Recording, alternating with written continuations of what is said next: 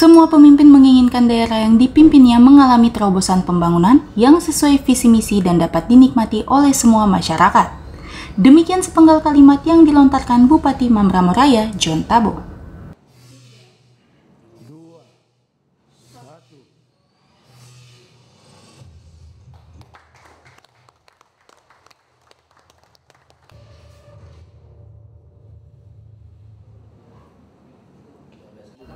Usai melaunching barcode APBD Kabupaten Mambramo Raya, Bupati John Tabo melakukan peninjauan terhadap beberapa proyek infrastruktur yang didanai oleh pemerintah Mambramo Raya. Salah satu proyek yang ditinjau John Tabo yaitu pembangunan gedung gereja Gidi di Kampung Burges. Selain membangun beberapa tempat ibadah, mantan Bupati Tolikara itu mengatakan pembangunan yang dilaksanakan di Mambramo Raya dilakukan sesuai dengan arah dan tujuan pembangunan nasional yang dipadukan dengan visi misi Bupati Mambramo Raya. Pembangunan yang dilakukan meliputi pembangunan infrastruktur, kesehatan, dan pendidikan sebagai program utama yang selama ini belum terwujud.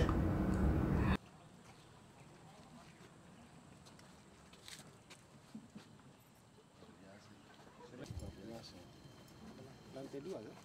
Iya, di lantai 2. Jadi nanti Pak Ketua Rektor. Jadi ini selesai, ini kerjaan 4 hari lagi langsung berdiri lagi 13. Siap Pak, totalnya upayakan itu dan resepnya kita jaga nama baik Bapak yang ada di sini tidak nanti masuk. Sudah jauh lebih bagus dari situ. Dengar bisa aja. Kasus tinggal potong salah seperti.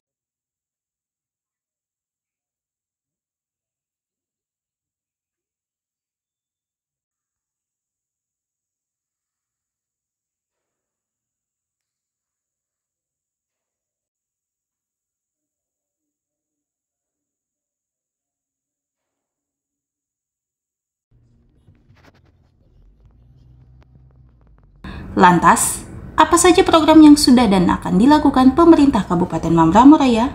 Berikut penjelasan Bupati Mambramo Raya. Semua proyek ataupun kegiatan di bidang infrastruktur, khususnya jalan, jembatan, semua akan berjalan dan sudah kita mulai berjalan dari 2022, itu jalan ke arah Sikari, Heri Sikari, itu sudah hampir 14 kilo, dan Dabra ke Dau itu sudah 13 kilo yang sudah berjalan.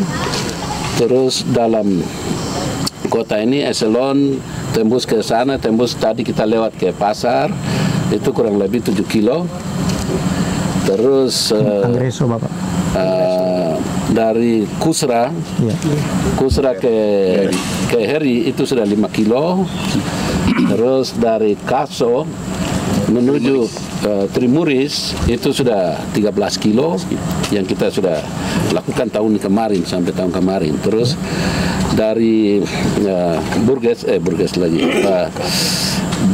Binuki ke Gesa itu 7 kilo sudah terlaksana dengan baik, dan tahun ini akan semua jembatan yang tadi akan dibangun semua, dan jembatan panjang 60 ini dan jalan ini akan menuju ke Lokbon, ini yang ke arah ke Benuki, dan Lokbon di bawah, dan pelabuhan kita akan mulai rapikan dermaga parkir dan segala macam. Nah, baru nanti tahun depan baru bangun dermaga parkir kapalnya. Jadi kita menyesuaikan dengan kondisi fiskal keuangan kita yang begitu minim, tapi kita maksimalkan semua, kita bangun untuk berdayakan untuk masyarakat masa depan Mambramo Raya ini. Dan kita bersyukur ada alat kecil, tapi kita sudah bisa dari kantor bupati itu kita sudah bongkar turun ke rencana pembangunan jembatan Sungai Mambramo ini menuju ke Kaso. Kita sudah sampai di pinggir sungai, itu kurang lebih ada 4 kilo. Saya sudah kemarin dulu sudah sampai ke sana, saya lihat sudah selesai. Nah, di sebelah juga sama aspal yang kita sudah dulu pernah kita bilang jalan Kaskado itu di Kaso, sekarang sudah Kaskado itu sudah sembuh, sudah kelihatan bagus. Nanti bisa lihat, besok bisa lihat mulus semua. Di sini juga sama, sebagian kita ini, sebagian tahun ini juga akan lanjut. Jadi kita bertahap, jadi kita bisa satu kaligus, tapi bertahap kita membangun, dan terus nanti tahun berikut ke depan adik-adik yang siapa nanti jadi bupati dan wakil bupati teruskan yang apa yang kita sudah rintis. Nah, master plan kota ini kita sudah buat dengan sebegitu bagus, dan akan semua siapapun jadi pemimpin dia ikuti master plan ini supaya tidak salah arah pembangunannya. Dan pasar sudah sedikit lagi, mungkin dalam tahun ini kita harap sudah resmikan. Tadi sudah lewat, sudah lihat itu timbunnya udah bagus, ruko-ruko sudah ruki ya istilahnya, kios, rumah kios sudah mulai baik.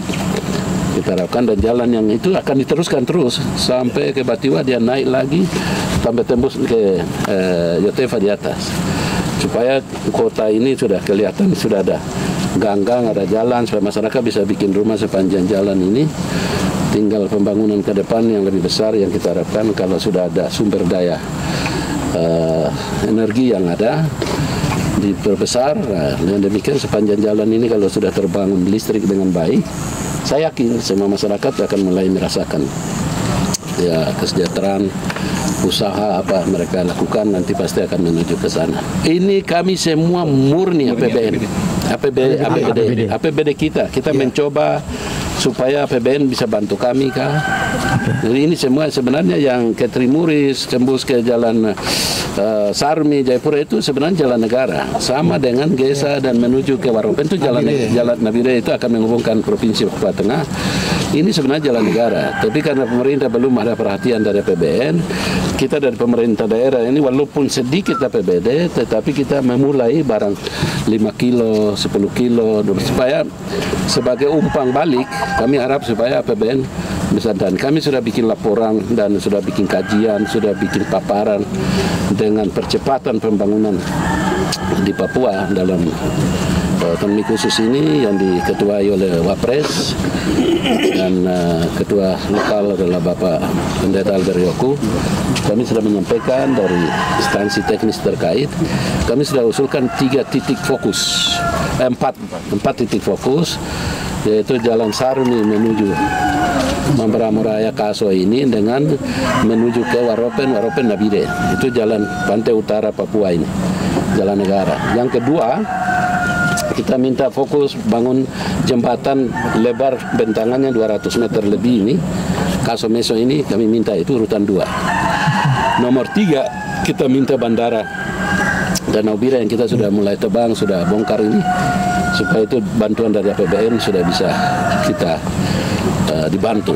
Kemudian yang keempat, fokus yang keempat adalah dermaga di Lokbon. Jadi 4 poin ini yang kita sampaikan ke percepatan pembangunan Papua, dan sudah menjadi catatan khusus, dan mudah-mudahan tahun depan itu akan keluar untuk dibantu untuk Mambramuraya. Itu yang paling utama kita utamakan. Di sisi lain ada percepatan yang di pendidikan, di kesehatan, itu tetap jalan seperti dalam perencanaan yang ada. Tapi kita fokus di infrastruktur dan konektivitas ini, jalan, jembatan ini 4 poin itu yang kita fokus. Nanti konektivitas ke kabupaten lain akan menyesuaikan pelan-pelan. Ya. Karena sekarang kami jalan pilet, pilpres, kemudian APBN juga tersedot ke IKN, ya nanti dan pilkada. Jadi apa yang ada kita bisa buat, kita buat. Yang tidak bisa ya nanti kelanjutannya kan ada. Pemerintah kan tidak berhenti hari ini selesai berhenti kayak perusahaan, tidak. Ini berkelanjutan sampai dunia kiamat. Jadi nanti besok ada anggaran tahun lagi keluar, sedikit-sedikit disambung-sambung lama-lama jadi kota besar. Pembangunan infrastruktur yang dilakukan di Kabupaten Mambramuraya seluruhnya dilakukan menggunakan dana APBD Mambramuraya. Pelaksana tugas Dinas PUPR Mambramuraya Jonathan Tandibua mengatakan, untuk tahun anggaran 2024 ini, melalui Dinas PUPR Mambra telah memasukkan proposal ke pemerintah pusat agar pembangunan infrastruktur di Mambramuraya sering mendapat dana dari Kementerian PUPR. Tahun kemarin sebenarnya ada bantuan dana melalui impres jalan daerah, tetapi ada kekurangan sampai tidak lolos tahun kemarin, Pak Bupati. Tahun ini kita masih berusaha terus untuk membangun komunikasi dengan balai. Salah satunya bahwa kita harus memasukkan semua dokumen persyaratan. Nah, kita berharap untuk ruas jalan Kasonaweja Sarm ini paling tidak ada setiap tahunnya lah. Nah, karena ini penting untuk membuka konektivitas kita sebagai daerah yang terpencil. 9 kabupaten kota yang ada di Papua, kita Kabupaten Mamberamo Raya adalah terpencil. Oleh karena itu, apabila dana IJD ini disetujui, maka untuk tahun pertama saya yakin untuk tahun berikutnya kita akan dapat.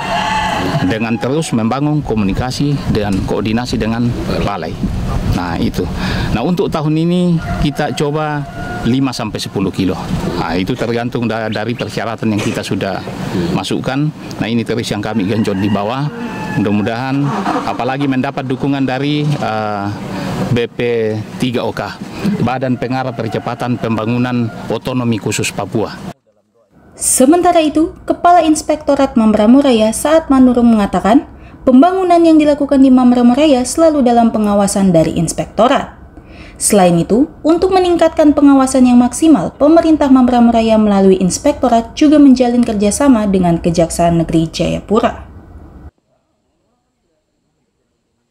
Langkah yang pertama kami lakukan adalah turun lapangan dan melihat progres pekerjaan di lapangan.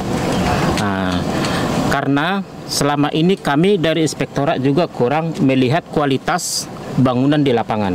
Tetapi pada saat ini, seperti yang Bapak-Bapak sudah lihat, kualitas itu sudah sangat bagus dengan pengawasan dari kami juga. Karena seperti jalan, selama ini banyak berlubang. Dilihat dari kualitas sekarang, biarpun dia agak pendek, tapi kualitasnya bisa dipakai 5-10 tahun. Kalau dulu 1 tahun kadang sudah ompong. Ompong maksudnya di situ. Terus yang kedua, kami sudah bekerja sekuat tenaga mengenai tindak lanjut temuan-temuan. Pemda Kabupaten Mamberamo Raya sudah kerjasama dengan aparat penegak hukum.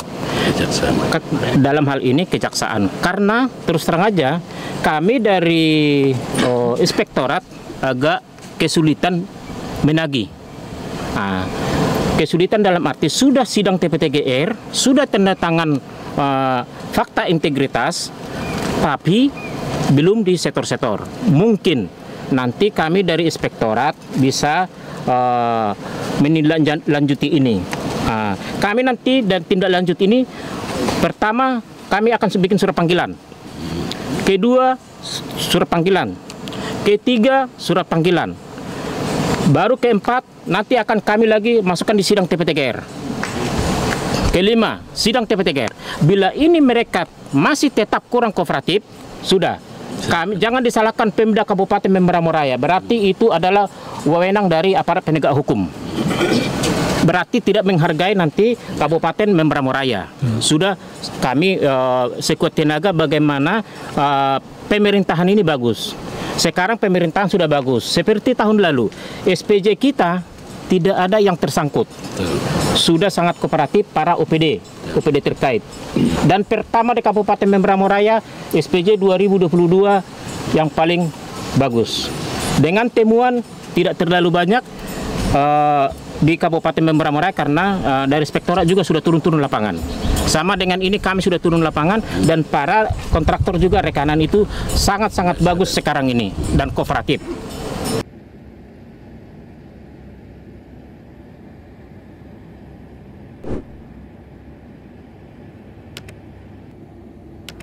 Tim Liputan Media Papua Network melaporkan.